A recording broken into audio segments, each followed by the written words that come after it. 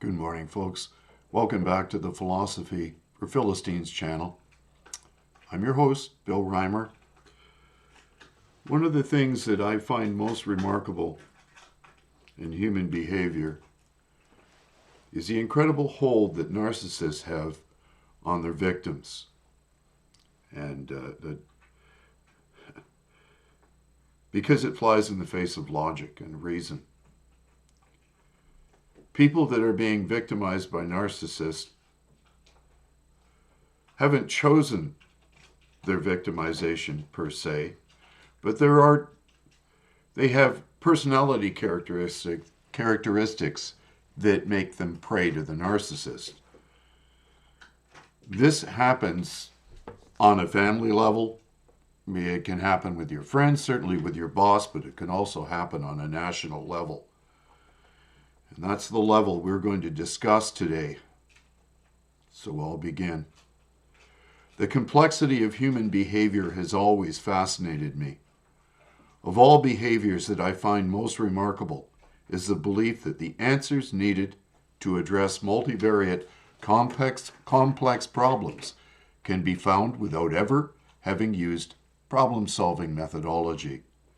Sadly, we have an elite class of politicians and bureaucrats who believe in an ideology that provides them with blanket, simplistic solutions that in practice result in creating ancillary problems worse than the issues they needed to solve.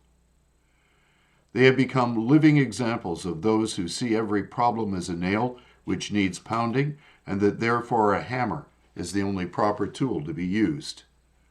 That hammer, of course, invariably involves the state exercising more control over society, accompanied by higher taxation. Moreover, this solution invariably fails to address the very problems that they set about to resolve.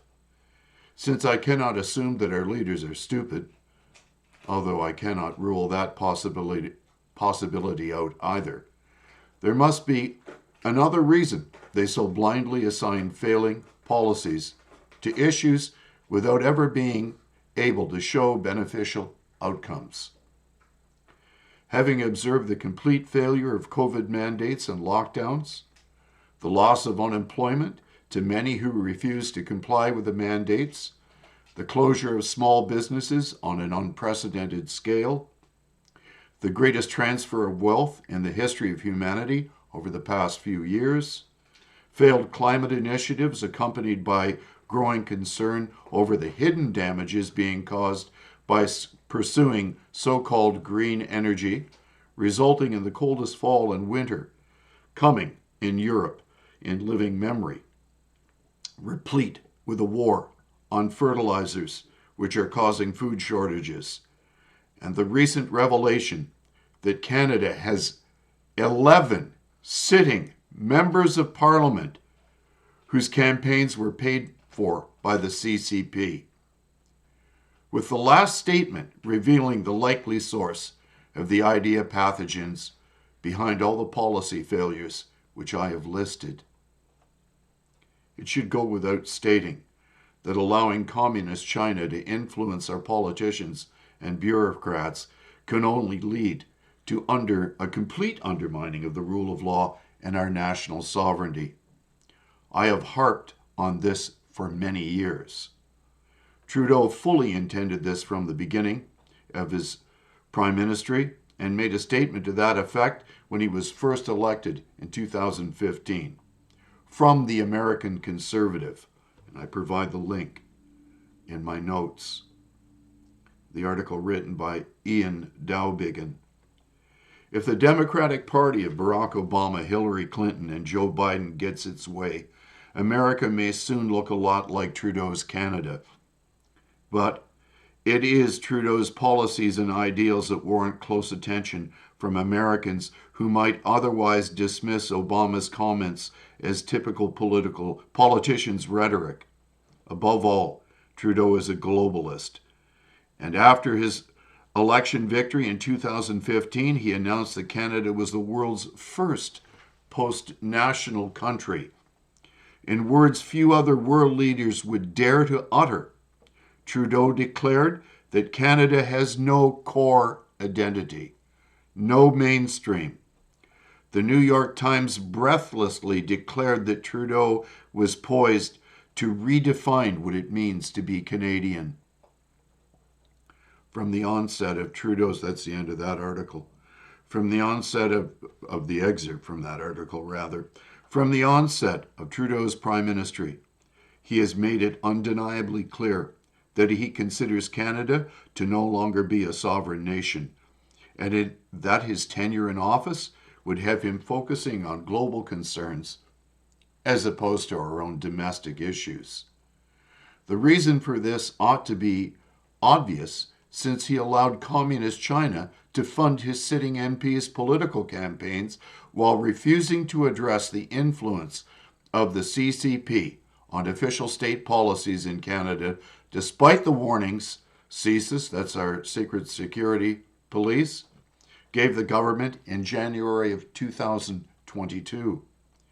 This is undoubtedly why Xi Jinping dressed Trudeau down at the G20, and I provide the link for this article. I'll read a short excerpt from that. Xi Jinping humiliates Justin Trudeau in devastating public dressing down at G20 summit.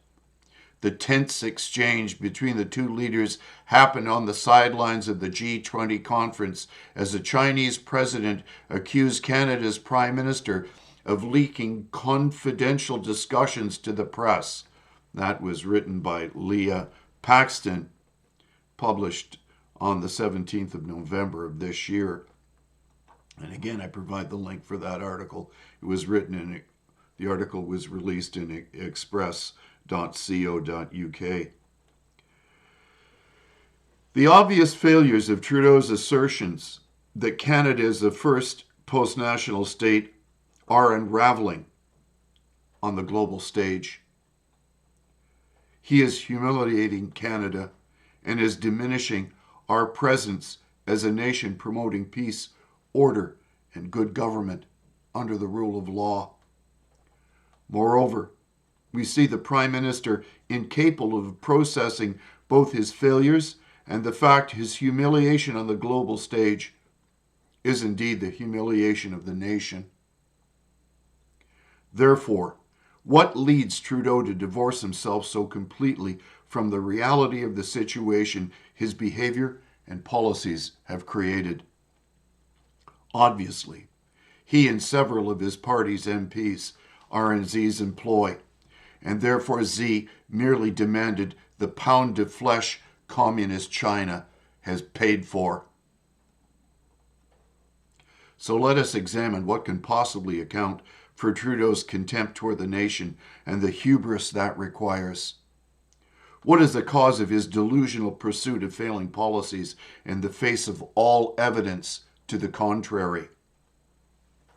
Narcissistic personality disorder, NPD, also referred to as pathological narcissism, is one of several types of personality disorders.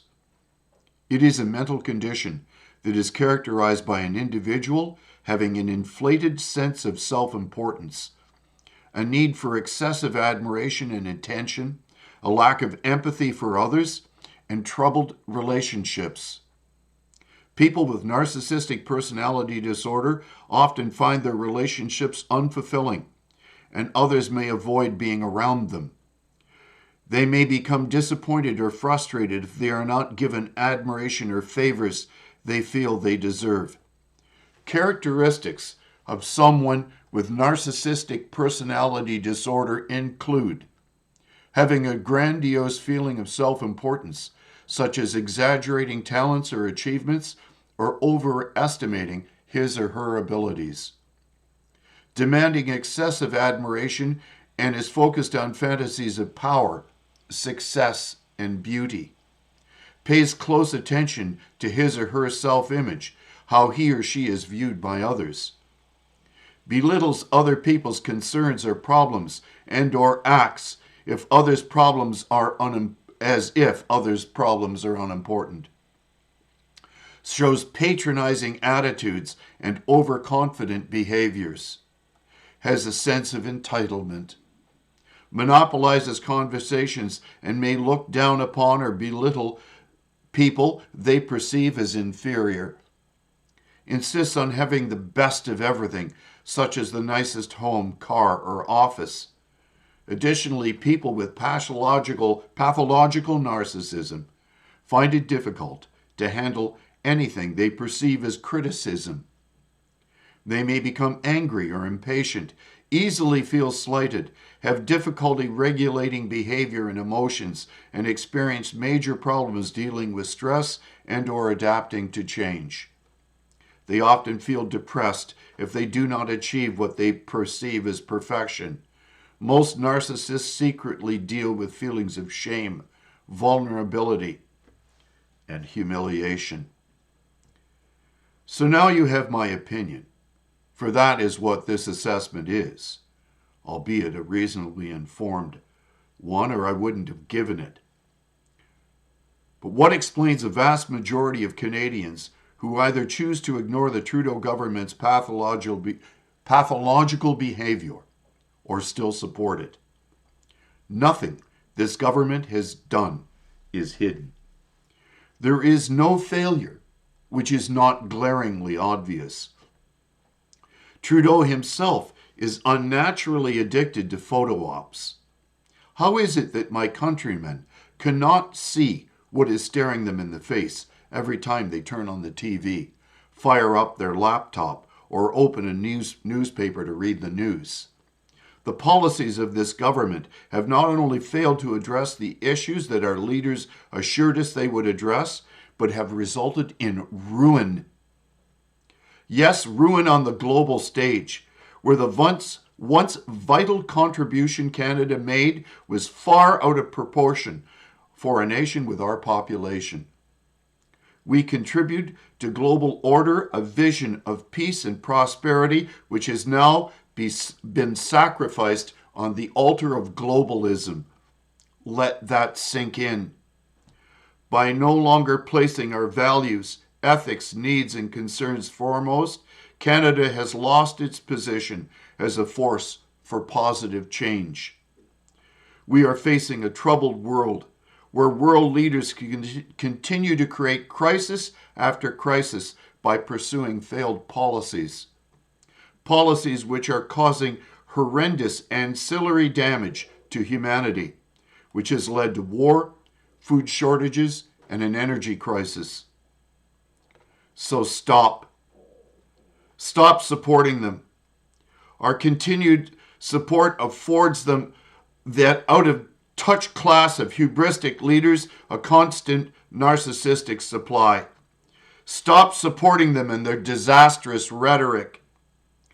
And now that we know that the Canadian Secret Police had warned the government last January, and that charges have not yet been laid, and neither will the government reveal the identity of the NPs who receive funding from the CCP, my fellow Canadians are without excuse to continue in their support of a government which from its onset declared it would turn Canada into the first post-national state.